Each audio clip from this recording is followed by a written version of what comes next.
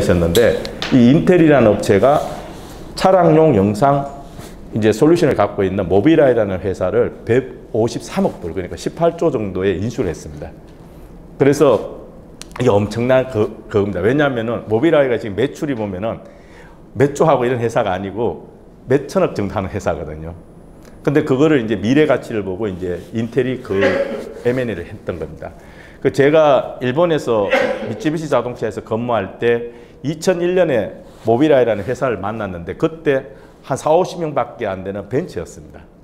그래서 불과 한 16년 만에, 17년 만에 이만큼 이렇게 성장하는 거 보면은 한편으로는 굉장히 부럽고요. 왜냐하면 그런 생태계가 구축되어 있는, 거기도 이제 시작이 어디냐면 이스라엘 업체이기 때문에 유태 자본들이 계속 걔를 이제 몇 년 동안 케어를 해줬던 겁니다. 근데 우리는 이제 그런 뭐냐면 이렇게 생태계가 안 돼 있는 게 좀 아쉽고, 그렇고 또 한편으로는 걱정도 되는 부분도 있습니다. 너무 많은 이제 거품 좀 이렇게 기대를 하지 않냐 생각도 있고요. 그래서 최근에 이제 중요한 거는 이렇게 이제 자동차의 패러다임이 바뀌고 있다는 거에 대해서는 거부할 수 없는 것 같습니다. 그래서 이거는 이제 조금 더 이제 현재하고 미래 어떻게 바뀌냐를 조금 이제 정리를 했습니다. 현재도 저희가 보면은 차량에 몇 가지 센서가 이렇게 탑재가 돼서 운전을 지원해주는 이런 지금 자동차가 출시가 되고 있습니다. 그러니까 현대 기아 자동차에 보시면은 대부분 차에 보면은 카메라가 다 달려 있고요.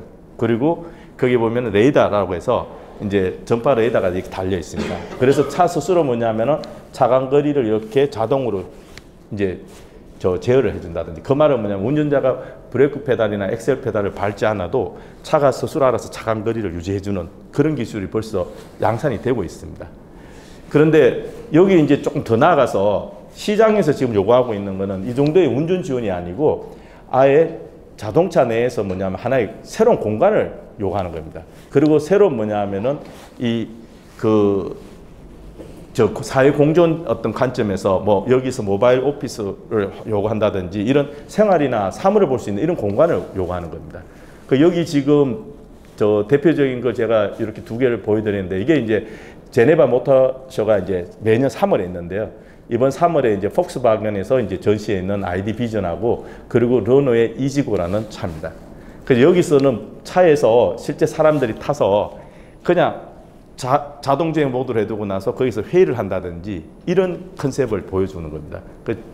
그래서 이렇게 지금 뭐냐면 자동차가 발전하고 이렇게 패러다임이 바뀌는데, 그러면 거기 중심의 매개체가 뭐냐면 이 스마트카가 바로 여기에 해당하는 겁니다. 커넥티드 카, 스마트카가.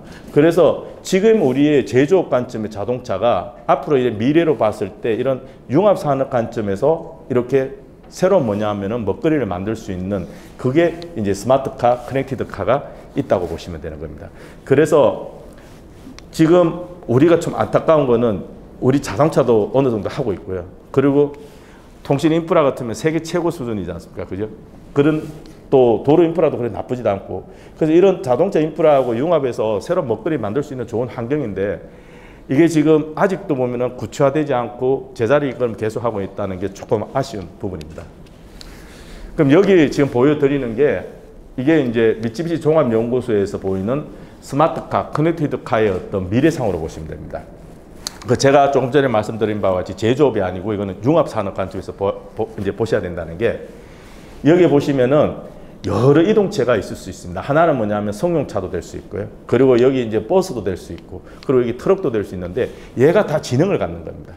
지능을 갖고, 그리고 얘가 이제 여기 보면 탑재되어 있는 센서라든지 이런 정보를 다 여기 가상의 공간에다가 다 올려서 같이 공유한다 그러면은 엄청난 뭐냐면은 제가 데이터를 가지고, 빅데이터를 가지고 이 서비스 사업 모델이라든지 새로운 뭐냐면은 이제 그 컨텐츠를 만들 수가 있거든요. 그래서 여기 보시는 바와 같이 스마트카는 지금 뭐냐면 부품이 새롭게 개발되어 제조업 중심으로 관련 산업의 저변이 확대된다는 뜻이, 앞으로 뭐냐면 데이터 비즈니스가 일어날 수 있는 자동차 분야에서 그런 하나의 큰 매개체가 스마트카라고 보시면 되겠습니다.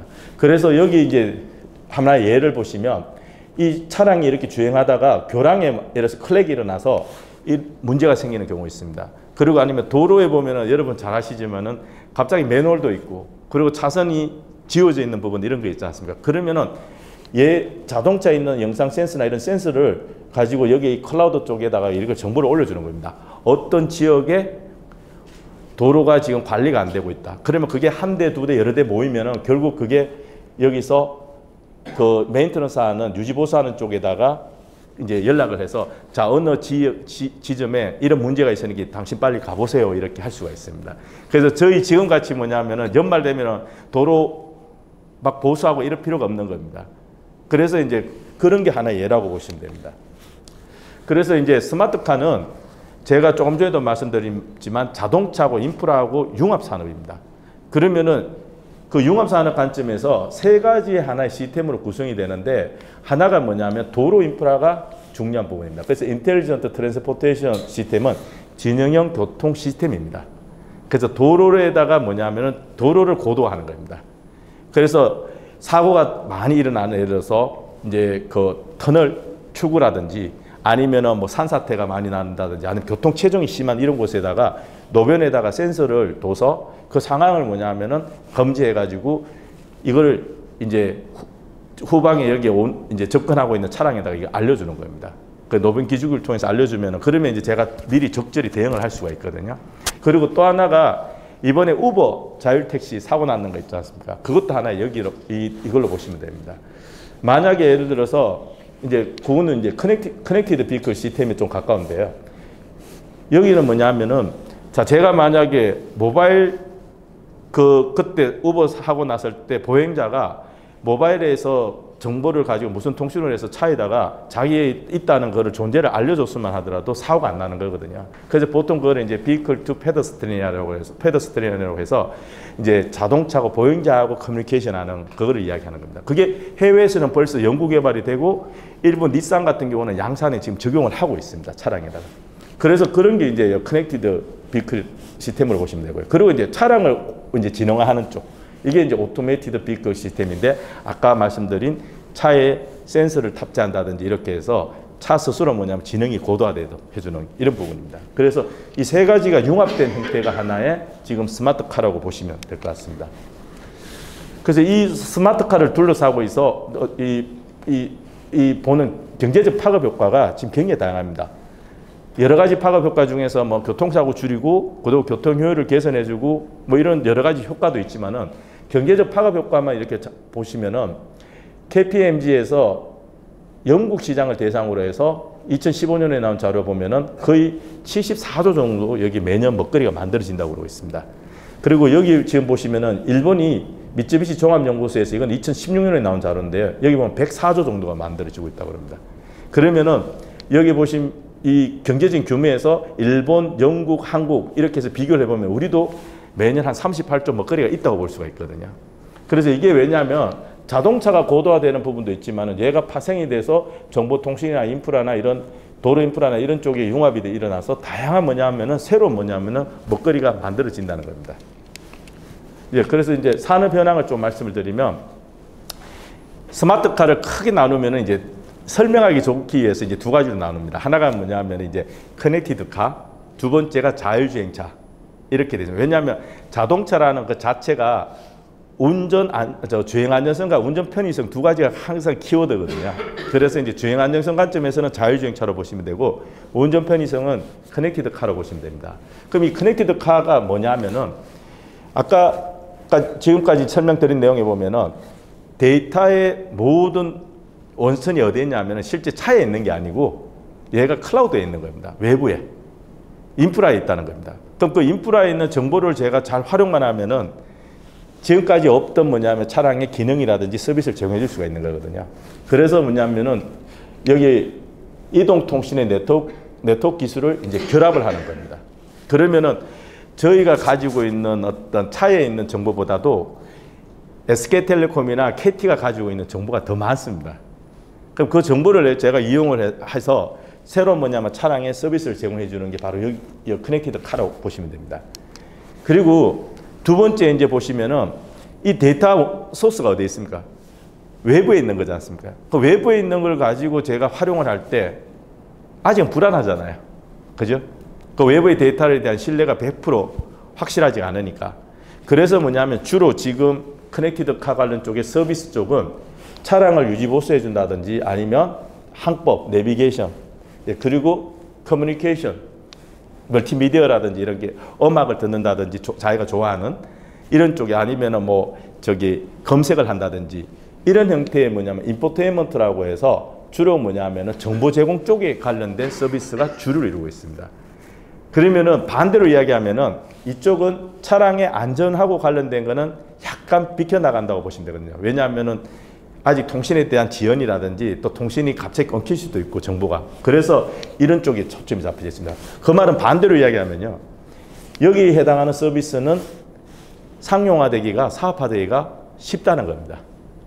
그래서 저희가 작년에까지 한 3년 동안 과기정통부의 IoT 실정 사업 관련해서 커넥티드 카 관련 쪽에 실정 사업을 했습니다. 근데 그게 성용차뿐만 아니고 우리 보통 말하는 이제 대형 버스 그리고 거기에 이륜차, 오토바이 있지 않습니까? 이런 거에서 확대를 해보니까 매년 10개씩 서비스 사업 모델을 만들어서 그걸 가지고 실제 실정 사업을 통해 가지고 사업을 이렇게 지원해 줬더니 거기서 여러 가지 뭐냐면은 성과가 나오더라고요. 어떤 택배 업체가 기존에 뭐냐면 자기네들이 그냥 택배 사업에서 1년에 한 40-50억 정도 하던 업체인데 이 업체가 뭐냐면은 이 IoT 관련해서 데이터를 가지고 스마트카 기능을 해서 하나의 플랫폼을 만들어서 그거를 시스템을 엔지니어링 해주는 업체로 이렇게 발전을 했어요. 그러니까 매출이 1년에 택배하는 것보다 훨씬 더 많이 생기는 겁니다.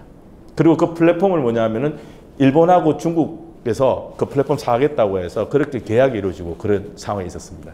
그래서 이쪽이 사실은 보면은 더 사업하기에는 아이디어만 있으면 컨텐츠만 있으면 더 용이하다는 겁니다. 그리고 처음에는 비즈니스가 어떻게 일어나냐면 자동차 업체들이 이걸 다 먹으려고 그랬어요. 다 먹으려고 해서 그래서 뭐냐면 여기다가 차에다가 요 핵심되는 이동통신하는 그 단말기하고 그 통신 모듈을 차에다가 이렇게 하나에 이걸 두고 차에서 뭐냐면 센터를 운영을 했던 겁니다. 그게 대표적인 게 GM의 온스타하고 현대자동차의 모젠이라는 텔레메틱스 사업입니다. 그 서비스입니다. 근데 그걸 하다 보니까 한 번 살 때 뭐냐면 단말기 하나가 400만 원 정도 줘야 되고 매달 뭐냐면 그 이용료를 3만 원 정도 내야 되니까 사람들이 안 쓰는 겁니다. 너무 비싸서. 그리고 뭐냐면 정보가 예를 들어서 서비스가 이게 업데이트되고 새로 뭐냐면 빨리빨리 하면 좋은데 그게 한 번 살 때 처음에 자기가 샀는 거나 별반 다를 게 없이 계속 이게 그 서비스 지원이 되니까 사람들이 이제 멀어지는 겁니다. 그래서 지금은 어떠냐면 제가 제일 좋아하는 음악하고 제가 제일 좋아하는 이미지라든지 사진 찍었는 게 다 어디 있습니까? 사실 모바일 쪽에 있지 않습니까? 그래 모바일 기기에다가 뭐냐면 있는 정보를 내가 활용을 하자. 그래서 이런 뭐냐면 차량에다가 모바일 기기가 이제 들어가면은 스스로 알아서 얘가 이제 알아차리는 겁니다. 그러면서 뭐냐면은 여기에 있는 음악을 자연스럽게 그냥 듣고 그리고 여기에 필요한 뭐냐면은 저기 연락처를 제가 콜만 하면 불러서 연결해 준다든지 이런 형태로 지금 바뀌는 겁니다. 네, 그래서 최근에 지금 보시면은 이 관련 쪽에 이런 모바일 기기의 어떤 중요성이 계속 대두되고 있는 겁니다. 그리고 여기 이제 기술 동향 관련해서는 핵심되는 게 뭐냐면 서비스 플랫폼을 구축하고 거기에 맞는 컨텐츠를 적절하게 잘 만들어주는 기업이 앞으로 이게 살아남을 것 같습니다. 그게 뭐냐면 자 우리가 스마트폰을 나왔을 때 지금 나왔는 거하고 그리고 지금 3G 나온 거하고 보면은 지금 기능이 엄청 많이 올라왔잖아요. 그러면은 돈이 좀 비싸더라도 제가 이거를 구매하지 않습니까? 그 최근에 갤럭시 지금 S9 같은 경우는 카메라 성능이 훨씬 좋아졌거든요. 저조도에서도 이게 다 되고 하니까. 그러면은 그 기능이 있기 때문에 그걸 사는 거지 않습니까? 그거하고 똑같습니다. 그래서 그런 뭐냐면은 이 서비스 플랫폼을 잘 구축해주고 컨텐츠가 잘 올라올 수 있도록 새로운 기능이 올라올 수 있도록 해주면은 이게 지금 그쪽에 이제 다 집중하고 있다고 보시면 됩니다. 그래서 여기 보면 이제 현대자동차가 이 스마트폰을 이용해서 차량 원격 진단을 하는 겁니다. 제 차에 어떤 게 문제가 있는지, 공기압이 어떻게 되어 있는지, 그리고 또 오일 교환이 어떻게 되는지를 다 이거를 이제 스마트폰을 가지고 이용할 수 있도록 그래서 스마트 텔레메틱스라고 해서 블루링크 서비스를 지금 북미에다가 지금 벌써 하고 있습니다. 지금. 그리고 여기 보시면 이제 GM도 기존에 하던 온스타가 별로 이게 인기를 못 얻으니까 여기에 스마트폰하고 연계되는 이런 기능을 넣는 겁니다. 그래서 뭐냐면 마이링크 앱샵이라고 해서 이걸 지금 서비스 해주고 있고요. 그리고 포드 같은 경우도 지금 보면 음성인식 기능을 넣어서 여기서 비상연락이라든지 이런 거를 지금 다 하도록 지금 되어 있고요. 그리고 볼보 같은 경우는 약간 커넥티드 디바이스 부분을 좀 더 강화해서 센서스 커넥티드 터치라고 해서 이런 부분을 다 지금 하고 있는 겁니다. 그래서 이게 지금 북미에서 지금 실제 양산이 되고 일반 사람들이 사용하는 더 지금 내용입니다. 자, 그럼 이제 자율주행차로 좀 더 넘어오면요. 이쪽은 조금 어렵습니다. 왜냐하면은 안전하고 관련되기 때문에. 특히 이번에 우버 자율택시 같은 경우 사고 나서 사망했지 않습니까? 그죠? 그리고 테슬라도 지금 거기 사고 나서 이번에 저기 탑승자가 운전자가 사망하고 이런 사건이 일어났는데 그 탑승자가 오토파일럿이라고 해서 자율주행 모드를 이제 거기 켜고 있었다는 이야기가 있거든요. 그러면 이게 어떠냐면 지금 자율주행 관련해서는 현재 지금 어떠냐면은 저희가 차량에 이렇게 센서를 달아서 주변을 감지하는 수준입니다. 이걸 그래서 뭐냐면은 로컬 인텔리전스라고 해서 차 중심에 뭐냐면은 지능을 고도화하는 걸로 보시면 되는 겁니다. 그래서 지금 이 정도 수준인데 그래서 현대자동차에 지금 양산되고 있는 하이웨이 드라이빙 어시스트라고 해서 고속도로에서 자율주행 지원하는 거는 손발을 사실 동시에 두 개를 뗄 수가 있습니다. 그럼 전방은 계속 운전자가 모니터링을 하고 그 정도 수준인데 얘가 이제 레벨 3, 4라고 해서 이게 자동화의 레벨이 이제 이렇게 진화하는 겁니다. 이렇게 진화하는데 여기 3부터는 뭐냐면은 눈을 뗄 수 있는 자율주행 자동차입니다. 순간적으로 눈을 뗄 수 있고 여기는 이제 완전히 눈을 뗄 수 있는 거거든요. 그러면은 눈을 뗄 수 있다는 거는 멀리 봐야 되지 않습니까? 더 많은 정보를 가지고 제가 이거를 이제 경로도 만들고 그리고 차도 주행을 해야 되니까 그래서 여기는 뭐냐면은 차에 탑재되어 있는 센서만 가지고는 불안정하다는 겁니다. 그래서 뭐냐면 외부에서 정보를 주는 겁니다. 왜? 여기 지금 탑재되어 있는 센서는 최대 볼 수 있는 게 200m밖에 못 봐요. 200에서 250m밖에 못 보니까 1km 뒤에 있는 어떤 상황이라든지 도로 상황이라든지 이런 걸 전혀 모른다는 겁니다. 그래서 그거를 뭐냐면은 인프라에서 주든 아니면 차량끼리 서로가 통신을 하든 네, 이렇게 해서 뭐냐면은 얘를 지능을 더 고도화시키는 겁니다. 이게 뭐냐면 글로벌 인텔리전스라고 이름을 붙이는 겁니다. 더 많은 영역을 이제 넓은 영역을 제가 이제 정보를 갖고 이제 운행을 한다고 해서 그래서 이번에 우버 택시가 자율 택시가 이게 굉장히 지금 논란이 되는 게 우버가 이거를 매스컴에다가 선전할 때 SA 레벨 4라고 그랬어요. 그 하이 오토메이션. 그 하이 오토메이션이라고 이야기했는데 하이 오토메이션은 저기 다음에 보시면요. 레벨 4는 긴급시 운전 주도권을 누가 가지냐면은 사람이 아니고요. 시스템이 갖는 겁니다. 그 말은 뭐냐면은 긴급한 상황에도 기계가 자동차가 스스로 알아서 뭐냐면은 주행을 해야 되는 겁니다. 근데 이번에 사고 났는 걸 보면은 이제 거기 드라이버가 부주의를 했다 이런 이야기를 하는데 그러면 그건 레벨이 SA 레벨 4라고 이야기하면 안 되는 거죠. 그건 뭐냐면 이 정도밖에 안 된다는 겁니다. 그래서 지금 그 우버 자율택시는 실제는 로컬 인텔리전스 정도 수준의 SA 레벨 이 정도밖에 안 되는데 얘네들이 이제 투자를 유치하려고 얘를 4로 이제 둔갑시킨 하나의 대표적인 예가 되는 겁니다. 그러니까 이제 우버도 책임을 100% 뭐냐면은 없다고 이야기할 수 없는 겁니다. 예. 자, 그리고 여기에 보시면은 자율주행에 대해서 지금 매스컴에서 굉장히 좀 착시 현상을 일으킵니다. 왜냐하면은 우리나라 같은 경우 특히 정부가 조금 나서서 좀 착시 현상을 일으키는 부분도 있어요. 그러니까 2000년 초만 되면은 조금 전에 말씀드린 SA 레벨 3 정도가 실제 양산될 것 같이 이야기를 합니다. 그 말은 뭐냐면은 조건부로 컨디셔널하게 내가 눈을 뗄 수 있는 거거든요. 그 눈을 뗄 수 있는 그렇게 지금 된다 그러는데 실제 그게 그렇게 쉽게 그렇게 되지는 않습니다.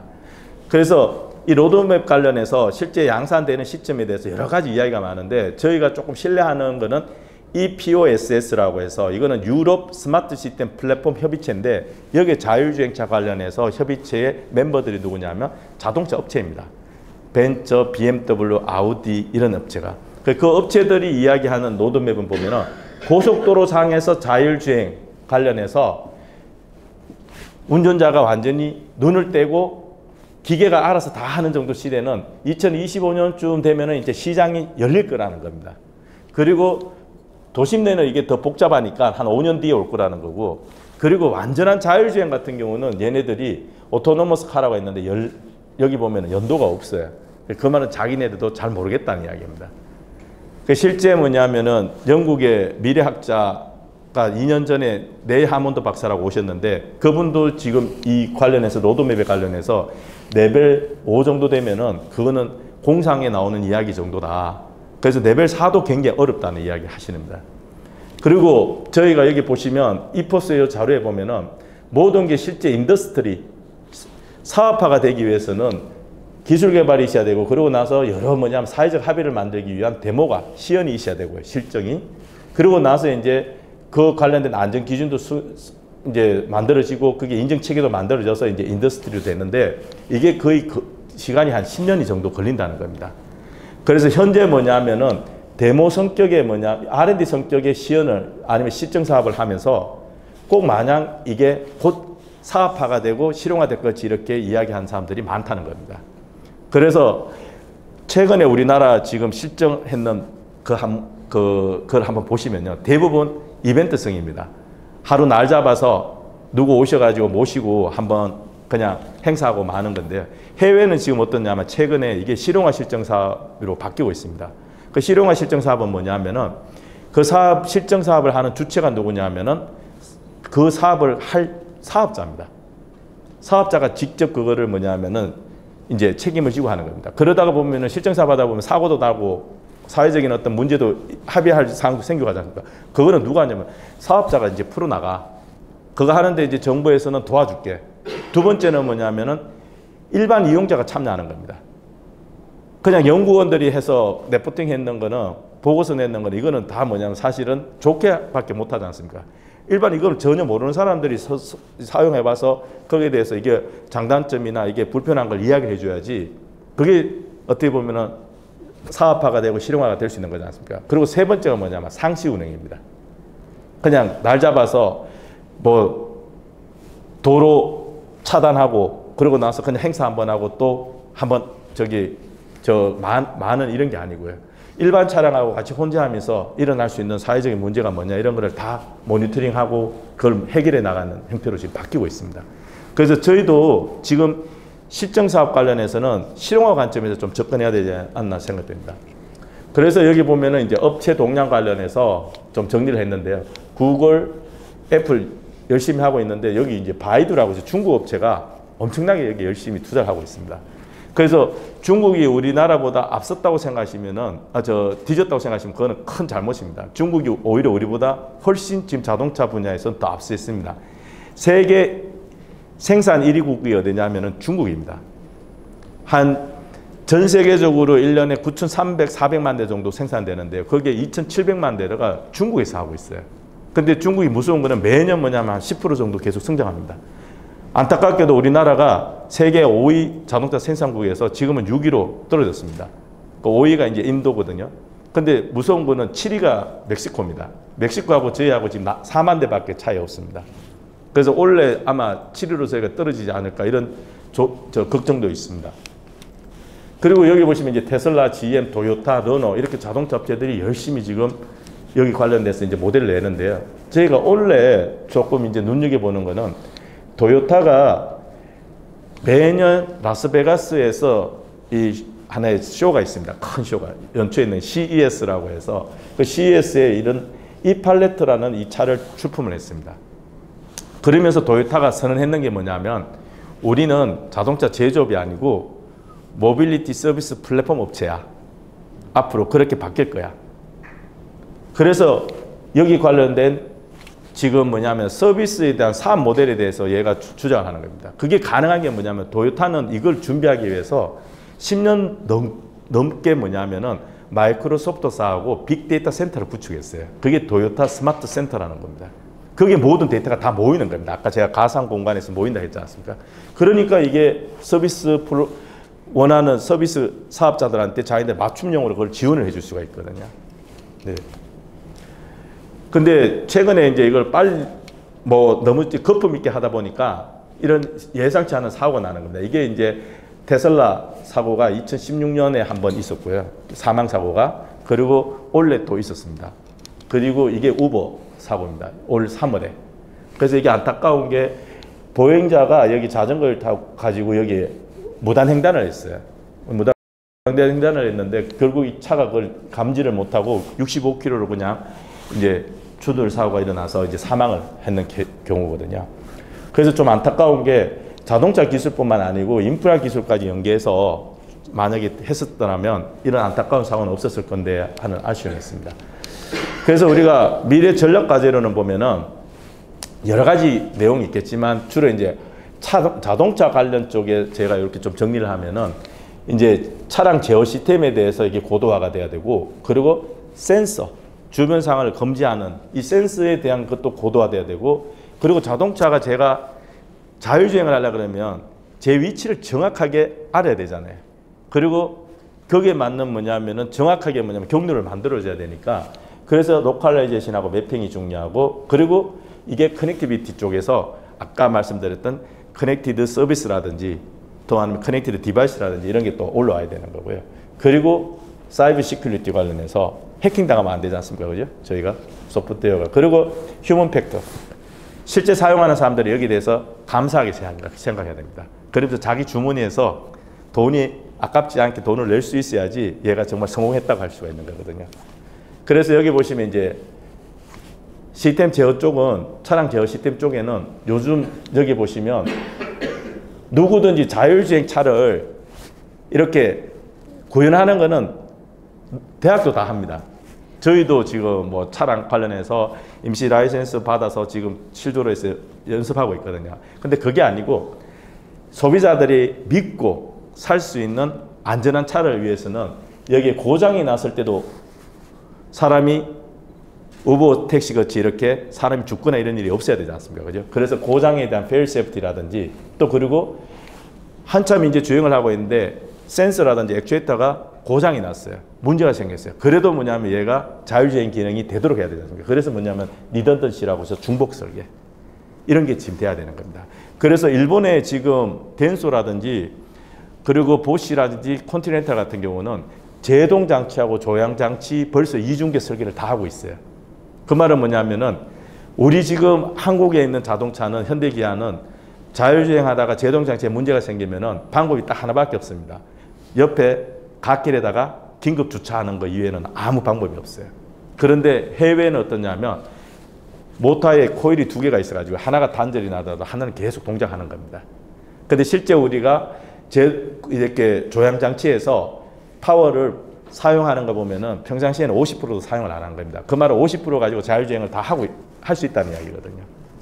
그리고 제동 장치도 거기에 이제 부스트라고 해서 그 압을 만들어 주는 게 문제가 생겨도 다른 게 살아서 움직이도록 이렇게 다 되는 겁니다. 근데 그게 지금 뭐냐면은 이제 해외에서는 지금 벌써 상용화 단계에 있다는 겁니다. 그리고 자율주행 자동차가 자동화 레벨이 높아지면 높아질수록 뭐가 문제가 될까요? 사회적 합의가 제일 문제입니다. 사고 났을 때 누가 잘못했는지. 왜냐하면은 운전자 보고 드라이버 보고 눈을 떼라 그랬잖아요. 눈을 떼라 그래놓고 사고 났는데 당신이 책임져야 된다 그러면 누가 그 차를 사겠습니까? 안 사거든요. 그래서 교통사고에 대해서 사고 규명을 하기 위해서는 동영상이 이렇게 차량에서 저장이 되고 그게 관리가 돼야 됩니다. 그러니까 기존에 우리 단순한 어떤 그 차량의 통신망 가지고는 불가능하다는 거죠. 그래서 요즘 이더넷이라는 게 이렇게 일어나고요. 그리고 딥러닝 관련해서 인공지능 요즘 이슈가 되지 않습니까? 그러면 딥러닝 인공지능이 지금 수준이 어떠냐 하면은 얘가 계속 초등학생, 중학생, 고등학생 이렇게 지능이 이제 발전한다고 보시면 됩니다. 고도화된다고. 그러면은 초등학교 지능을 갖고 주행할 수 있는 이제 그 주행 시나리오는 유스 케이스나 이런 주행은 굉장히 단순할 거지 않습니까?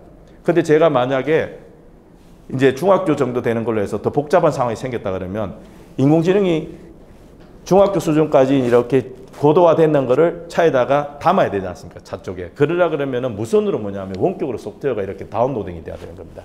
업데이트가 돼야 된다는 겁니다. 그래서 뭐냐면 오버디어라고 해서 이게 굉장히 요즘 이슈가 되고 있는 겁니다. 자, 그리고 이거는 좀 넘어가겠습니다.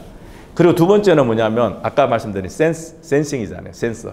그래서 차량에 탑재되고 있는 게 레이더, 그리고 레이저 스캐너, 이걸 라이다라 그럽니다. 이거는 이제 광을 쏴서 이제 보내서 전송해서 제가 이제 여기 있는 이제 장애물이나 어떤 대상을 오브젝트에 대한 그 각도라든지 위치나 이런 정보를 아는 거고요. 이거는 이제 초음파 센서, 그리고 이거는 카메라를 베이스로 있는 영상 센서. 그리고 밤은 결국 적외선을 사용해야 되니까 IR 이렇게 씁니다. 그래서 이렇게 메인이 어떻게 보면은 사실 레이더, 라이다, 그리고 영상입니다. 비전. 근데 여기 레이더는 지금 어떠냐면 24GHz하고 77GHz를 사용하고 있는데 얘는 올해밖에 사용 못합니다. 이제 내년 되면 사용을 못해요. 왜냐하면 유럽에 이제 천문 기상대하고 주파수 간섭이 일어나서 한시적으로 이걸 허용했는 겁니다. 그래서 최근에는 77, 79GHz. 그나마 여기서 보면은 레이더 관련해서는 77은 만도가 지금 국산화를 했고요. 근데 영상은 지금 국산화 하려고 하다가 실패했습니다. LG전자도 실패하고 만도도 실패하고 현대모비스도 실패하고. 그래서 그 시장을 누가 다 갖고 있냐면은 아까 제가 말씀드린 모빌아이가 다 가지고 있는 겁니다. 처음에 153억 불에 팔렸다는 데 있지 않습니까? 네. 그리고 이제 로컬라이제이션 척이 과정에서는 지금 다양한 방법이 이제 진행이 되고 있는데요. 실제 뭐냐면 GPS에는 보통 오차가 많이 있어요. 그래서 오차를 보정하기 위해서 지금 국토부에서 거기 보정했는 값을 이제 브로드캐스팅하는 이런 이제 것도 하고 있고요. 그리고 중요한 게 뭐냐면 제가 이 맵을 지도를 알고 있다 그러면 지도 중간중간에 뭐냐면은 중심이 되는 이정표 될 수 있는 랜드마크를 이제 거기다가 두는 겁니다. 그러면서 뭐냐면 그 랜드마크를 내가 인식을 하면은 그게 하나의 이정표로 해서 보정을 할 수가 있죠. 그죠? 오차를. 그렇게 해서 이 디지털 맵하고 연동했는 형태로 해서 아까 척이 보정을 같이 지금 가고 있습니다. 그러면은 이 맵이 앞으로 뭐냐면은 이게 엄청난 뭐냐면은 이제 돈을 버는 먹거리입니다. 그래서 구글이 지금 하고 있는 것도 이쪽에 지금 다이나믹 맵이라고 해서 여기다가 엄청나게 투자를 하고 있고요. 인텔이 모빌아이를 153억 불에 인수했는 것도 이런 걸 하려고 지금 자기네들이 준비하고 있는 겁니다. 그리고 유럽 업체들이, 완성차 업체들이 이거를 구글에다가 이래 보니까 구글이 너무 이렇게 어그레시브하게 이거를 준비를 하고 있으니까 불안해가지고요. 그래서 뭐냐면은 독일 3사가 히어라는 맵 업체를 4조 넘게 인수를 해버리는 겁니다. 그래서 이게 지금 히어 맵이 지금 국제 표준으로 지금 이렇게 주도를 하는 형태로 지금 가고 있는 겁니다. 그리고 이제 당연히 제가 아까 말씀드린 글로벌 인텔리전스 하려고 그러면 센서 가지고는 못 보잖아요. 통신을 해야 되지 않습니까? 그래서 여기 보면은 V2X라고 해서 이런 형태에 지금 하고 있고요. V2X라는 거는 뭐냐면 Vehicle to Vehicle. 그리고 여기 이제 차량 간 통신, 그리고 Vehicle to Infrastructure. 차량 인프라 간 도로 인프라도 여기에 나오는 겁니다. 그리고 Vehicle to Device, Vehicle to Pedestrian. 보행자죠. 그죠? 그리고 이건 Cloud, 그리고 이거는 Home. 이런 형태로 뭐냐 V2X에 대한 게 굉장히 지금 무선통신이 지금 중요하게 이야기가 되고 있습니다. 그리고 무선통신을 할 때 기본적으로 뭐냐면 사이버 시큐리티가 보장이 돼야 되지 않습니까? 그죠? 그래서 이 관련 쪽에 이것도 이제 국제 표준이라든지 이런 걸로 해서 지금 정비를 하고 있는 형태입니다. 그리고 아까 휴먼 팩터 마지막에 해당하는 건데요. 지금은 어떠냐면 휴먼 머신 인터페이스 관련해서 자율주행 자동차가 잘 동작하고 있는 거를 운전자하고 커뮤니케이션을 해야 되거든요. 완전한 자율주행까지는 항상 시간이 많이 걸린다고 했지 않습니까? 그러면은 운전지휘권을 기계가 했다가 사람이 했다가 이렇게 바꿔야 됩니다. 그러려 그러면 그 정보를 어때요? 얘가 자동 모든지 수동 모든지를 운전자하고 커뮤니케이션을 해줘야 되지 않습니까? 그런 부분도 있고 또 차량을 제어해 주는 게 개인 맞춤용으로 이거를 바꿔줘야 되는 겁니다. 연세 드신 분한테 굉장히 어그레시브하게 이거를 차량을 제어를 해버리면 그분 절대 그 차 자율주행 모드 사용 안 합니다. 왜? 불안했어요. 그래서 본인이 평상시 하던 대로 보면은 주행 모드를, 주행 성향을 분석을 해서 인공지능이 분석을 해서 거기에 맞춰서 해주는 겁니다. 여기 계신 분들도 실제 주행을 해보면요. 성향이 굉장히 다릅니다. 어떤 분은 왼쪽 차선에 이렇게 약간 솔려서 가고, 어떤 분은 오른쪽 차선에 솔려서 가고, 그리고 급커브 구간 이렇게 돌 때 꼭 보면은 차선 물고 가는 분도 있고요. 근데 그분들이 자율주행 이거를 저희가 시험을 해보면요. 얘는 레인 센터링이라고 해서 중앙에다 딱 이렇게 해서 고정해가지고 그렇게 하면 불안해가지고 자꾸 자기 그걸로 해서 이 핸들을 이렇게 만지작만지작거립니다. 그게 이제 사람의 어떤 성향이거든요. 그걸 이제 다 고려를 해줘야 된다는 겁니다. 예, 그래서 대응 방안은 저희가 융합산업입니다. 이거는 융합산업이기 때문에 사회를 바꿔야 돼요. 자꾸 차 스마트카, 커넥티드카라고 해서 차만 보시는데 그러면 안 되고요. 아까 제가 말씀드린 모빌리티 네트워크 소사이티입니다. 사회입니다. 그래서 그 사회를 바꾸면은 여기 먹거리가 엄청나게 있어요. 아까 한국 38조 정도 있다 그러지 않습니까? 그게 이제 저희한테 던진 숙제거든요. 근데 그걸 못 찾아 먹으면 저희 바본 거죠. 그리고 그 시장을 잘못하다가 보면은 해외 플레이어들이 다 잡아먹을 수도 있어요. 그래서 우리가 산업적으로 거기에 대한 전략이 필요합니다. 그래서 우리가 앞으로는 이런 큰 뭐냐면은 가상의 공간에 데이터가 다 모여서 여기 관련된 모든 이제 우리 이동체들이 그 데이터를 공유하는 형태로 해서 쾌적하고 그리고 편리하고 친환경적이고 안전한 이런 형태의 뭔가 이제 형태로 이 스마트카를, 커넥티드카를 들여다봐야 된다는 그 말씀드리고요. 그러기 위해서는 정부에서 민간에서 하는 거를 역할 분담을 할 필요가 있습니다. 지금 민간에서 뭐냐면 현대자동차가 하이웨이 드라이빙 어시스트라고 해서 차 만들어서 잘 지금 팔고 있지 않습니까? 그리고 넥소라고 해서 퓨얼셀에다가 자율주행 차 구현해서 지금 팔고 있는데 이런 부분에다가 돈을 투자할 필요가 있겠습니까? 민간이 잘 하는데. 그래서 여기는 그냥 알아서 하라 그러고요. 완성차 업체들이. 근데 여기 들다 보니까 센스는 다 대부분 중요한 거는 해외에서 사가오는 겁니다. 그래서 차값이 이렇게 이제 비싼 거거든요.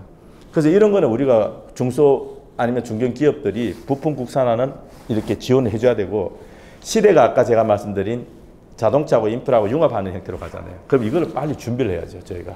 네. 그리고 단순하게 기술 개발만 해서는 얘는 그냥 기술 개발로 끝나는 경우가 많기 때문에 반드시 실용화하고 사업화하는 걸 목표로 해서 해야 되고요. 그러기 위해서는 실정 기반에서 안정성이나 사업성을 검증을 해야 되는 겁니다. 아까 제가 중간에 말씀드린 IoT 실정 사업에서 거기 매년 한 10개 기업 지원을 해줬더니 그중에 지금 뭐냐면은 사업 성공해가지고 한 반 정도가 성공을 했어요. 그 한번 만날 때마다 보면은 굉장히 고맙다고. 왜냐하면 사업 전환을 했거든요. 구조를 바꿔서. 그래서 미래 먹거리에 대한 이제 준비가 되니까.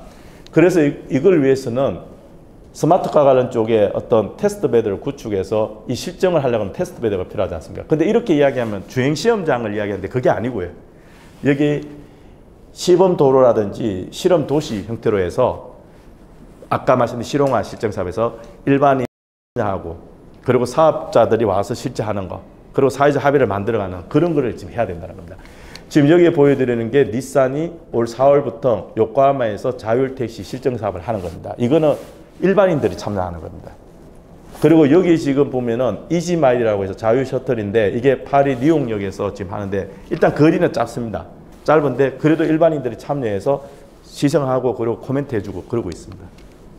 네, 그래서 제가 조금 부르다 할 수도 있고 그런데 이제 결론적으로 말씀드리면 스마트카, 커넥티드카, 자율주행차는 융합산업입니다. 자동차 제조업이 아니고. 그래서 그 관점에서 뭐냐면은 모든 관계되는 이 이해 당사자들이 정부나 아니면 학계나 아니면은 또 기업이 모여서 이거를 우리가 만들어야 됩니다. 아까 제가 중간에 말씀드렸지만 아직 못 찾은 38조가 숨어 있는 겁니다. 그걸 이제 찾아내야 된다는 겁니다. 예, 이걸로 마치도록 하겠습니다. 네, 감사합니다.